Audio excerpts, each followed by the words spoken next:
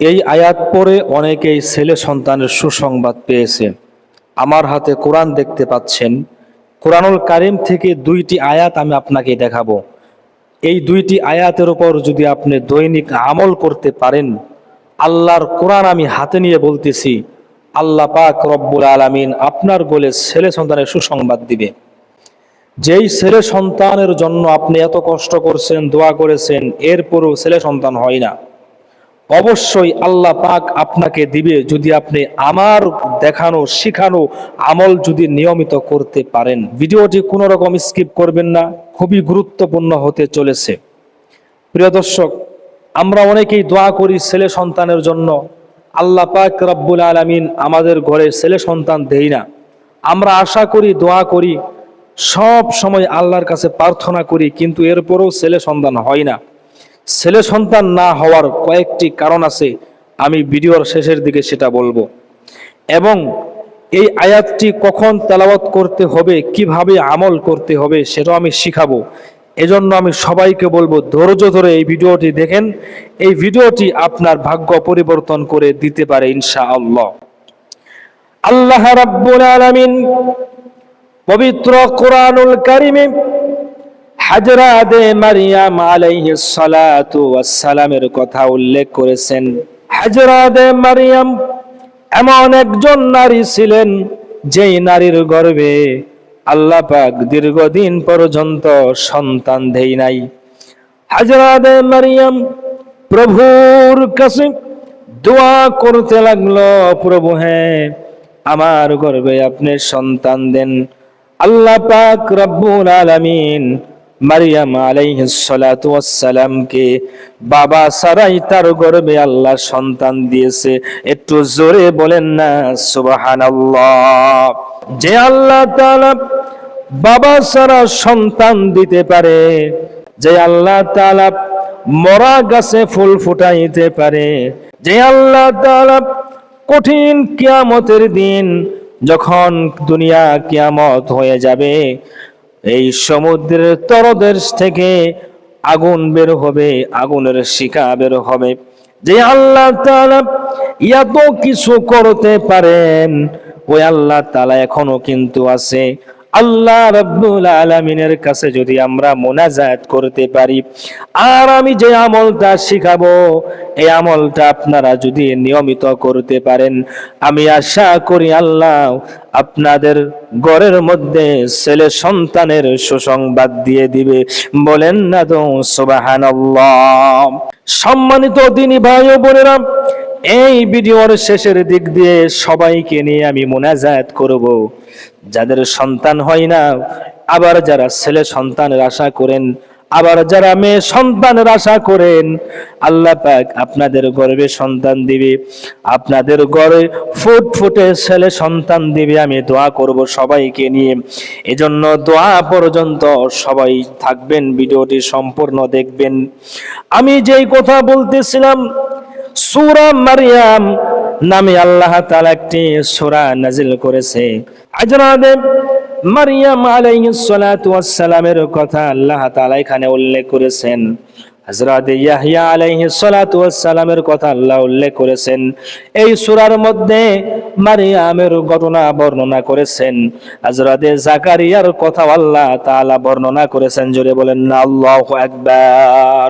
আমার ভাইয়েরা ও আমার মা বোনেরা, আমার দেখানো এই আমলটা যদি আপনারা করতে পারেন, আপনার যদি কোনো সন্তান না হয়, বদ্দাত আল্লাহ তাআলা কেটে দিবে।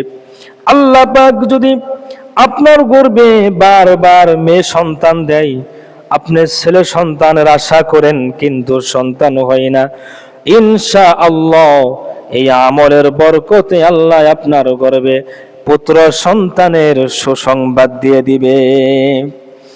আল্লাহ পাক রব্বুল আলামিন পবিত্র কোরআনুল কারীমে হযরতে ইব্রাহিমের কথা বারবার বলেছেন। আমরা অনেকেই জানি হযরতে ইব্রাহিমের প্রথম স্ত্রী ছিলেন সারাহ আলাইহিস সালাম।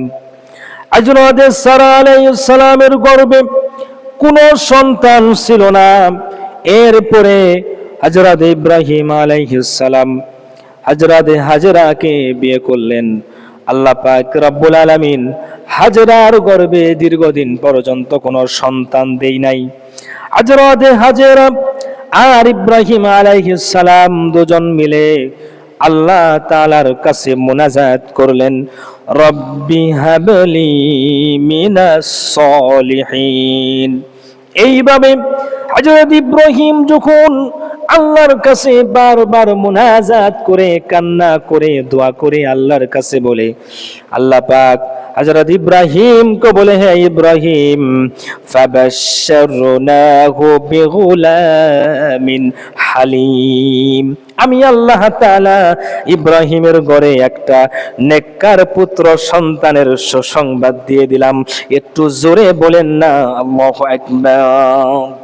সম্মানিত দিনী ভাই ও বোনেরা, আপনারা যদি আল্লাহর কাছে দোয়া করতে পারেন, কান্না করতে পারেন, আর আমার দেখানো আমি আমলের কথাটা বলবো, এই আমলটা যদি আপনারা করতে পারেন, আমি আল্লাহর উপর ভরসা করে বলতে পারি, আল্লাহ পাক রব্বুল আলামিন আপনার গর্ভে পুত্র সন্তানের সুসংবাদ দিয়ে দিবে। অবশ্যই আমলটি করার পূর্বে আপনাকে পবিত্র হতে হবে। আমি প্রতিটি ভিডিওতে বলি এবং যে আমলটা আমি আপনাদের শেখাই, এই আমলটা করার পূর্বে অবশ্যই আমাদের পবিত্রতা অর্জন করতে হবে। আপনি যদি নাপাক অবস্থায় আমল করেন, তাহলে কিন্তু সেই আমলটার কার্যকর হবে না, ফলাফল পাবেন না। যে কোনো আমল করার পূর্বে অবশ্যই পবিত্রতা সুন্দর করে ওযু বানিয়ে নেবেন। ওযু করা শেষ হলে এরপরে আপনি সূরাতুল মারিয়ামের, যেই সূরাটা আপনি কোরআনের মধ্যে দেখতে পাবেন, সূরা মারিয়াম, সেই সূরা আপনি খুঁজে বের করে দেখবেন। সূরা মারিয়াম 7 নম্বর আয়াত, 8 নম্বর আয়াত আপনি তেলাওয়াত কিভাবে করবেন আমি আপনাকে শিখাবো। তেলাওয়াতটা করে আমি শোনাচ্ছি, খুবই মনোযোগ দিয়ে তেলাওয়াতটা শুনেন। আল্লাহ পাক রব্বুল আলামিন কত সুন্দর করে মারিয়াম সূরার মধ্যে আল্লাহ 2টি আয়াত বলে দিলেন, যে আয়াত বান্দা যদি পাঠ করে তাহলে মহিলার বদ্দাত্ব কেটে যায়, আল্লাহ রব্বুল আলামিন ছেলে সন্তানের সুসংবাদ দিয়ে দেয়।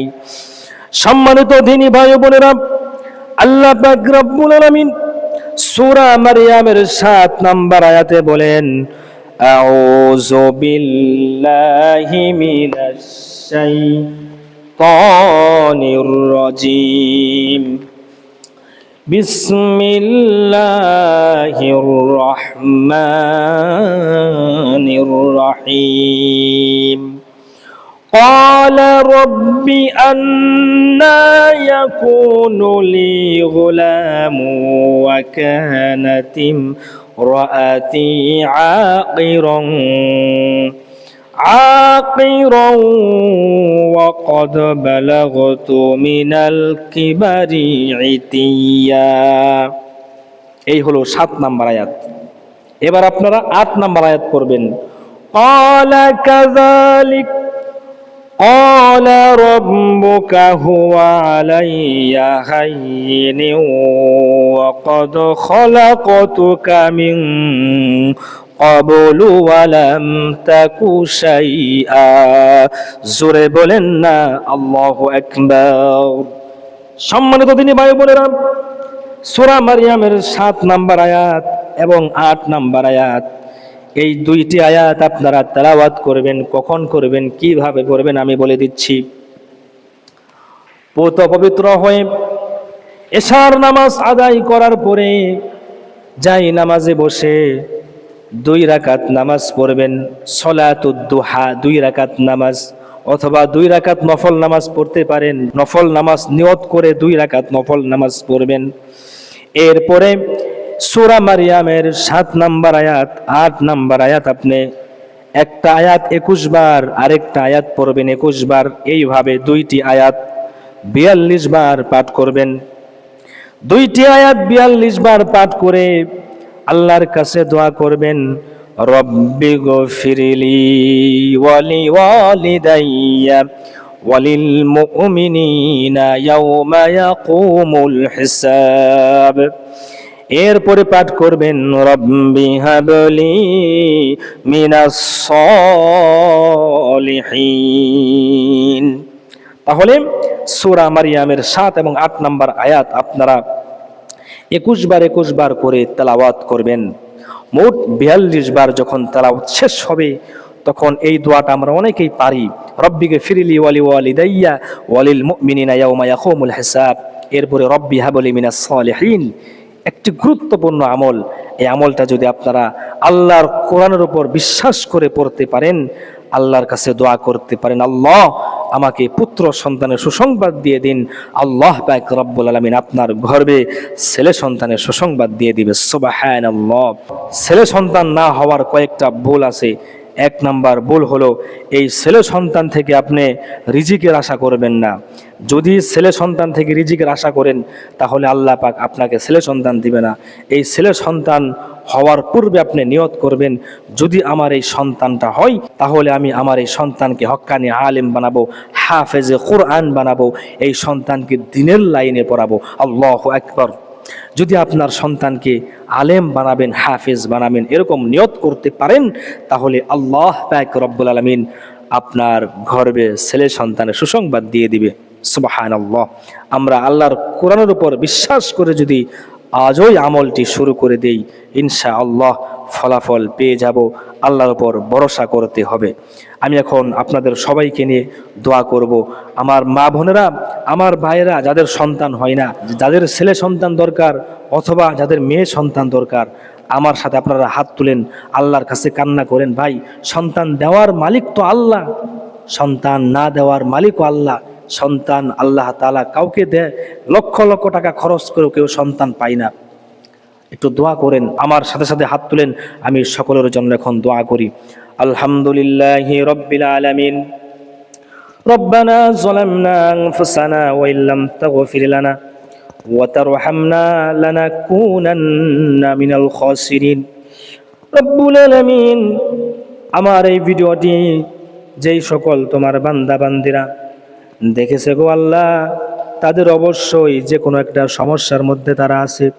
হয়তোবা কাহারও সন্তান হয় না, হয়তোবা কাহারও ছেলে হয় না, আবার হয়তোবা কাহারও মেয়ে দরকার, মেয়ে সন্তান হয় না। রব্বুল আলামিন, যেই সকল বান্দা বান্দিরা তোমার কাছে হাত তুলেছে ছেলে সন্তানের জন্য, তাদেরকে তুমি ছেলে সন্তান দিয়ে দাও। যারা হাত তুলেছে মেয়ে সন্তানের জন্য, তাদেরকে আপনি মেয়ে সন্তান দিয়ে দাও। অনেকেই হাত তুলেছে বাচ্চা হয় না, লক্ষ লক্ষ টাকা খরচ করেছে, ডাক্তার দেখাইছে, কোনো রোগ ধরতে পারে না, এরপরও কেন জানি বাচ্চা হয় না। আপনি তো বাচ্চা দেওয়ার মালিক। আয় আল্লাহ তাআলা, যেই সকল মা বোনদের সন্তান হয় না তাদের গর্ভে আপনি সন্তান পাঠিয়ে দিন। আল্লাহু আকবার। রব্বুল আলামিন, জীবনে যত গুনাহ করেছি, যত পাপ কাজ করেছি, সমস্ত গুনাহগুলোকে মাফ করে দেন। আয় আল্লাহ তাআলা, যাদের মা নাই বাবা নাই, আমাদের মা বাবার কবরকে জান্নাতের উঁচু মাকাম দান করিয়া দিন। আয় আল্লাহ তাআলা, যারা অভাবী অভাব দূর করে দেন, যারা ঋণগ্রস্ত ঋণ পরিশোধ করার তৌফিক দেন। রব্বুল আলামিন, জানি না গো কার মৃত্যু কিভাবে হয় গো। মালাকুল মাউত আজরাইল যখন চলে আসবে, আমাদের জবানে মধুর কালিমা বাহির করাই দিও। মধুর কালিমা পড়তে পড়তে যেন আমরা শাহাদাত বরণ করতে পারি, মধুর কালিমা পড়তে পড়তে যেন দুনিয়া থেকে বিদায় হতে পারি। আল্লাহ আপনি তৌফিক দিয়ে দেন। লা ইলাহা ইল্লাল্লাহু মুহাম্মাদুর রাসূলুল্লাহ। সবাই পড়েন সাল্লাল্লাহু আলাইহি ওয়াসাল্লাম। যারা আমার সাথে সাথে মোনাজাতে শরীক হয়েছেন, কমেন্টে একবার আমিন লেখেন। আর যদি এই ভিডিওটি আপনার ভালো লেগে থাকে তাহলে অবশ্যই একটি লাইক দিবেন। আমার এই চ্যানেল থেকে ইসলামিক অজানা দোয়া আমল নিয়ে প্রতিদিন চেষ্টা করি একটি ভিডিও আপলোড করার জন্য। খুবই শিক্ষণীয় ভিডিও আপনাদেরকে আমি দেওয়ার চেষ্টা করি। আল্লাহ রাব্বুল আলামিন আমাকে যেন ভিডিও আপলোড দেওয়ার তৌফিক দান করে, আমি সব সময় চেষ্টা করব। আর আমার নতুন ভিডিও পেতে অবশ্যই আপনারা আমার ছোট এই চ্যানেলটি সাবস্ক্রাইব করে রাখবেন। আবার দেখা হবে নতুন আরেকটি ভিডিওতে। এই পর্যন্ত ভালো থাকুন। আসসালামু আলাইকুম ওয়া রাহমাতুল্লাহ।